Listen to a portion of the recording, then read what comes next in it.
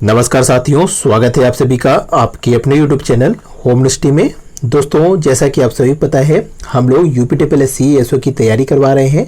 जिसमें आपका हम लोग कॉमर्स वाला जो सब्जेक्ट है उसको लेके चल रहे हैं और साथ ही आपका जो स्टैटिस्टिक्स का कंपलसरी वाला पार्ट्स है उसको भी हम लोग साथ में लेके चल रहे हैं। तो दोनों विषय की वीडियो आपको हमारे चैनल के प्लेलिस्ट में मिल जाएगी, आप वहां जाके देख सकते हैं दोस्तों, या ऊपर ये आई बटन पे भी आप क्लिक करके वीडियो पे जा सकते हैं। तो दोस्तों, आज का जो टॉपिक चल रहा था हम लोग में आपका बिजनेस ऑर्गेनाइजेशन के बारे में हम लोग डिस्कस कर रहे थे। इससे पहले भी हम लोग इसके 2-3 वीडियो बना चुके हैं, आप अगर नहीं देखे तो आप उसे पहले देख लीजिए। तो दोस्तों, यहाँ पे हम लोग जो बिजनेस ऑर्गेनाइजेशन है, आपका जो फॉर्म्स ऑफ बिजनेस ऑर्गेनाइजेशन था, उसी में हम लोग कंटिन्यू आज जो पढ़ने वाले हैं वो आपका कोऑपरेटिव सोसाइटी के बारे में समझने वाले हैं। क्या होती है कोऑपरेटिव सोसाइटी और क्या इसकी विशेषताएं होती हैं, तो इसी पर आज हम लोग डिस्कस करने वाले हैं दोस्तों। तो चलिए शुरू करते हैं। तो दोस्तों, सबसे पहले अगर हम लोग बात कर लें कि आपका सहकारी समिति में जो सहकारी शब्द है वो वास्तव में उसका अर्थ होता है साथ मिलकर कार्य करना, या कह सकते हैं जो आपका सहकारी समिति है वो वास्तव में क्या है, व्यक्तियों का एक ऐच्छिक संघ होता है, जिसमें क्या होता है, सब एक साथ मिलकर कार्य करने के लिए इकट्ठा होते हैं। तो ये आपका क्या होता है, सहकारी शब्द का यहाँ पे शाब्दिक अर्थ होता है। और अगर दोस्तों यहाँ पे थोड़ा सा हम लोग ऐतिहासिक पहलू को पहले समझ ले थोड़ा सा, तो दोस्तों सबसे पहले आपका जो सहकारी समिति की शुरुआत हुई थी वो आपका इंग्लैंड में जो आपके 1884 में रॉचेल्ड सोसाइटी ऑफ इक्विटेबल प्रेन्योर्स के द्वारा यहाँ पे ये आपकी सहकारी समिति का शुरुआत किया गया था। वास्तव में दोस्तों ये इंग्लैंड में आपके आंदोलन के क्या कह सकते हैं स्वरूप में चालू हुआ था, या कह सकते हैं आपके एक आंदोलन का ही ये रूप था, जिसमें वहाँ पे उपभोक्ता के सहकारी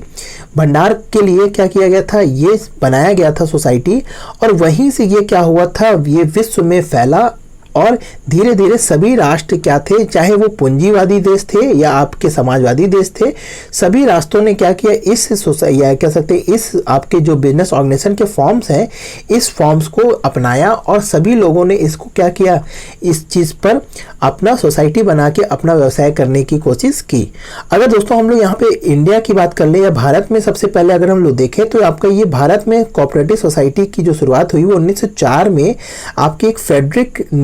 कोल्सन कोऑपरेटिव लोन सोसाइटी थी। उन्होंने ही क्या किया था, ये सबसे पहले आपका एक सोसाइटी, ये आपके लोन के लिए प्रोवाइड करने के लिए एक सोसाइटी बनाई गई थी, जो आपस में क्या थे, सभी लोग थे वो आपस में क्या करते थे, एक साथ मिल के छोटी छोटी राशि इकट्ठा करके जिसको जरूरत होती थी उसको राशि प्रदान करने के लिए एक सोसाइटी बनाई गई थी। तो ये तो दोस्तों आपका ये ऐतिहासिक पहलू था वैश्विक रूप से, और आपके जो भारतीय परिदृश्य में क्या हुआ था उसके बारे में हम लोग यहाँ पे समझ लिए। अगर दोस्तों यहाँ पे हम लोग एक और पॉइंट है इसको भी देख लेते हैं कि आपका ये जो भारतीय संविधान है उसमें भी अब ये सहकारी समिति का उल्लेख किया गया है। आपके भाग 9 में,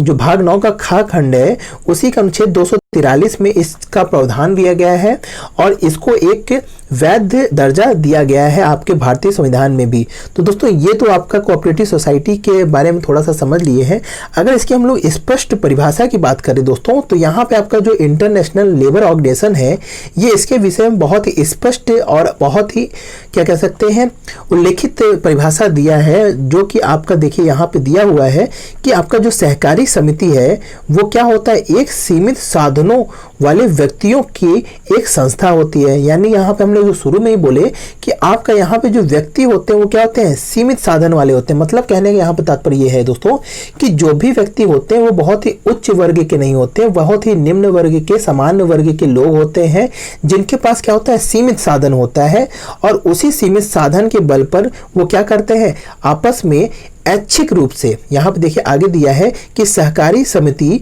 सीमित साधनों वाले व्यक्तियों की एक संस्था है जो ऐच्छिक रूप से समान आर्थिक उद्देश्यों की पूर्ति के लिए आपस में मिलकर लोकतांत्रिक ढंग से नियंत्रित व्यावसायिक संगठन की स्थापना करते हैं और आवश्यक पूंजी के लिए उचित अंशदान देकर उपक्रम के लाभों तथा जोखिमों का उचित हिस्सा स्वीकार करते हैं। तो ये तो दोस्तों यहाँ पे जो स्पष्ट परिभाषा की गई है उसी से इसकी सारी विशेषताएं झलक आ जाती है। तो यहाँ पे देखिए दोस्तों कि ये सहकारी समिति क्या है। पहली बात तो ये व्यक्तियों का एक ऐच्छिक संघ है या कह सकते हैं एक ऐच्छिक संस्था होती है जिसमें ऐच्छिक रूप से लोग इकट्ठा होते हैं और एक उद्देश्य, एक समान आर्थिक उद्देश्य की पूर्ति के लिए आपस में लोकतांत्रिक ढंग से नियंत्रित व्यवसायिक संगठन की स्थापना करते हैं। यहाँ पे दोस्तों जो लोकतांत्रिक ढंग से नियंत्रित कहने का तात्पर्य यहाँ पे है कि यहाँ पे जो भी सहकारी समिति में जो भी आपके सदस्य होते हैं वो लोकतांत्रिक रूप से क्या होते हैं, आपके जो उनका संगठन का संचालन करेगा वो लोकतांत्रिक रूप से क्या होता है, उसको चुना जाता है, या प्रबंध जो करेगा वो लोकतांत्रिक रूप से चुना जाता है। और सभी सदस्यों को क्या होता है, एक मत होता है या एक मत देने का अधिकार होता है, या कह सकते हैं एक वोट देने का अधिकार होता है। और उन्हीं वोट के बल पर क्या होता है, ये प्रबंध के जो नियंत्रण रखेंगे सोसाइटी का, उनका चुनाव होता है और वो क्या करते हैं, सोसाइटी या सहकारी समिति का नियंत्रण व कार्य संचालन करते हैं। तो दोस्तों ये आपका यहाँ पे इसीलिए कहा गया है कि ये एक लोकतांत्रिक क्या होता है, ढंग से नियंत्रित होता है व्यावसायिक संगठन। आगे हम लोग जहाँ पे देखिए, यहाँ पे दिया है कि आवश्यक पूंजी के लिए उचित अंशदान देकर, यानी कि दोस्तों यहाँ पे जो है जो भी सदस्य होंगे वो उचित अंशदान देके, उचित पूंजी का अंशदान देके इस सदस्य की भागीदारी स्वीकार करते हैं और भविष्य में जो भी लाभ होगा वो क्या होगा, आपस में बांटेंगे और जो भी जोखिम भी होगा वो भी क्या होंगे, आपस में बांटा लिया जाता है। तो ये तो दोस्तों यहाँ पे देखिए जो परिभाषा है वो स्पष्ट रूप से आपको समझ में आ गई होगी दोस्तों। अगर दोस्तों ये अगर हम लोग इसकी मुख्य विशेषताओं पर अगर हम चर्चा कर लें तो इसकी मुख्य विशेषता में सबसे पहला जो विशेषता होती है दोस्तों, तो यहाँ पे देखिए दिया है वॉलेंट्री एसोसिएशन। जैसे कि अभी हमने परिभाषा में देखा दोस्तों, ये आपका क्या होता है, एक ऐच्छिक संघ होता है। ऐच्छिक संघ का मतलब यहाँ पे हमने कहा कि यहाँ पे जो सहकारी समिति होती है वहाँ पे जो भी सदस्य आते हैं वो अपनी इच्छा अनुसार इस सदस्यता को स्वीकार करते हैं। किसी के ऊपर बाध्यता नहीं होती है कि आप ये सदस्यता स्वीकार ही करिए। और जब भी इनको मन करेगा, जो भी सदस्य को मन करेगा कि अब हमें सहकारी समिति की सदस्यता नहीं चाहिए, तो वो सदस्य क्या हो सकता है, इस सहकारी समिति से बाहर जा सकता है। बट दोस्तों यहाँ पे ये चीज ध्यान दीजिएगा कि जो भी सदस्य जो भी अंश लिया है सहकारी संस्था का, वो किसी और को हस्तांतरित नहीं कर सकता दोस्तों। यहाँ पे ये चीज ध्यान दीजिएगा दोस्तों। तो दोस्तों जो भी सदस्य जो भी अंश आपका रहता है वो वापस क्या करता है, इस सहकारी समिति को वापस कर देता है और वो सदस्यता को छोड़ के जा सकता है। तो ये तो आपका वॉलेंट्री एसोसिएशन होता है, इसके बारे में समझ लिए। अगर हम लोग दूसरे पॉइंट पे डिस्कस कर ले दोस्तों, यहाँ पे ये दिया है ओपन मेंबरशिप, यानी कि यहाँ पे कहने का तात्पर्य है दोस्तों कि यहाँ पे जो भी सदस्यता होती है वो स्वतंत्र होता है, या कह सकते हैं कि आपके सभी सदस्य स्वतंत्र रूप से आते हैं और क्या कहते हैं, इनके लिए सार्वभौमिक सदस्यता रहती है। जिसे भी चाहिए वो इस सदस्यता को स्वीकार कर सकता है या इस सहकारी समिति की सदस्यता को ले सकता है और अपनी इच्छा अनुसार इसको क्या कर सकता है, त्याग करके या कह सकते हैं छोड़ के जा भी सकता है। तो दोस्तों ये आपका क्या होता है, आपका ओपन मेंबरशिप होता है जिसमें कोई भी बाध्यता नहीं होती, कोई भी यहाँ पे जाति धर्म या कह सकते हैं किसी भी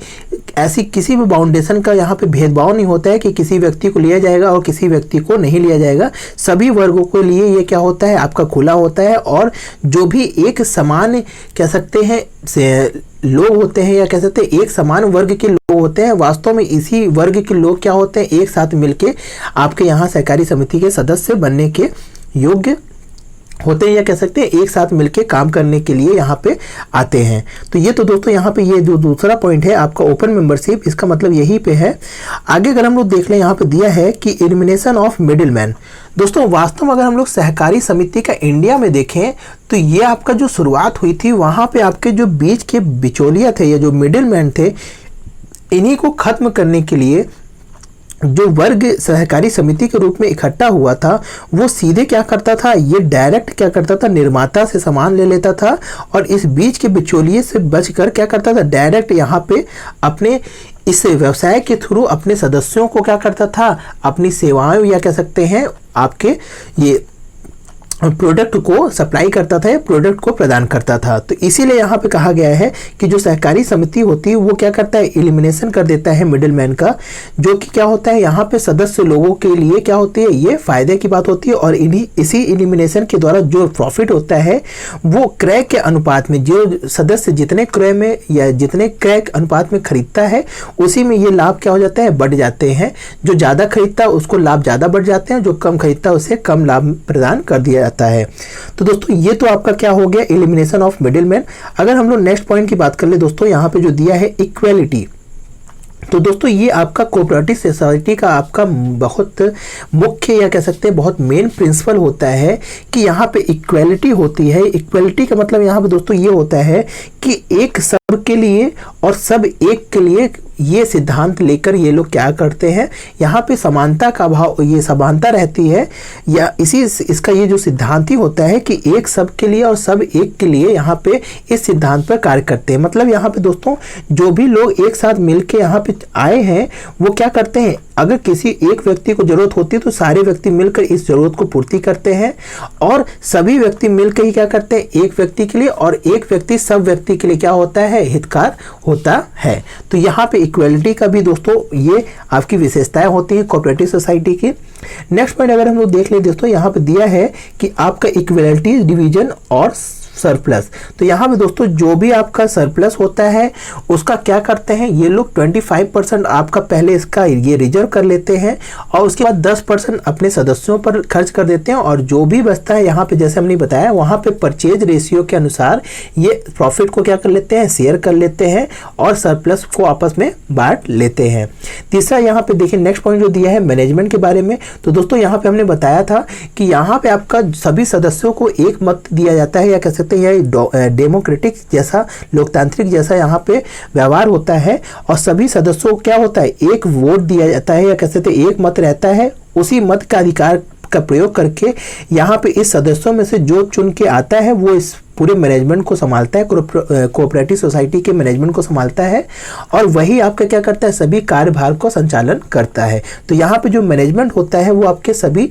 सदस्यों द्वारा चुने गए व्यक्तियों द्वारा ही यहाँ पे किया जाता है। यहाँ पे पूंजी का या अंश का किसी का यहाँ पे मैनेजमेंट में अधिकार नहीं होता है, या कह सकते हैं कि यहाँ पे जो ज्यादा पूंजी लगाएगा वही मैनेजमेंट नहीं करता है। यहाँ पे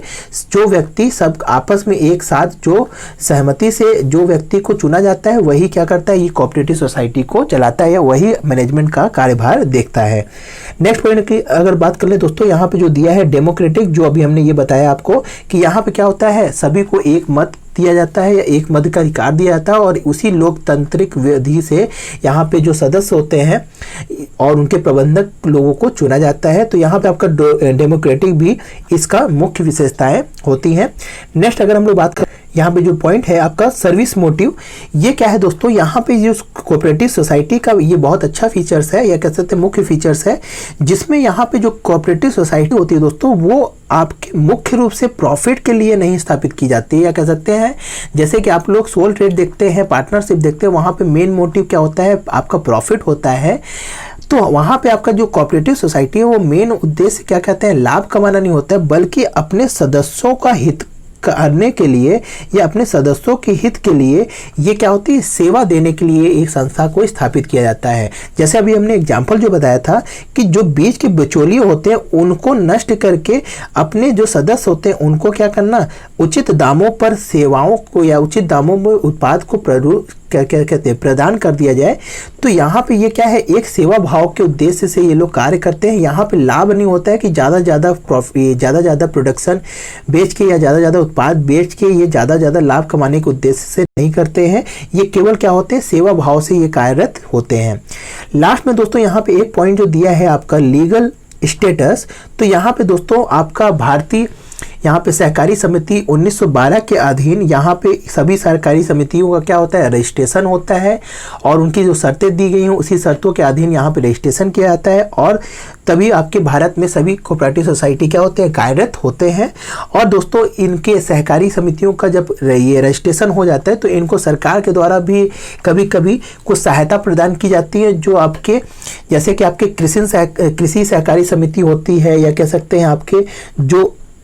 मजदूर सहकारी समिति होती हैं, तो जहाँ पे सरकार समझती है कि इस सहकारी समिति को सहायता देना योग्य है या अनुदान देने योग्य है, तो वहाँ पे सहकारी समितियों को जो रजिस्टर्ड होते हैं उनको क्या किया जाता है, जितने भी आपके अनुदानों को प्रयोग करके सरकार इनको मदद भी करने का प्रयास करती है। तो दोस्तों ये तो आपके यहाँ पे कुछ मुख्य फीचर्स थे, और हम लोग ने यहाँ पे इसके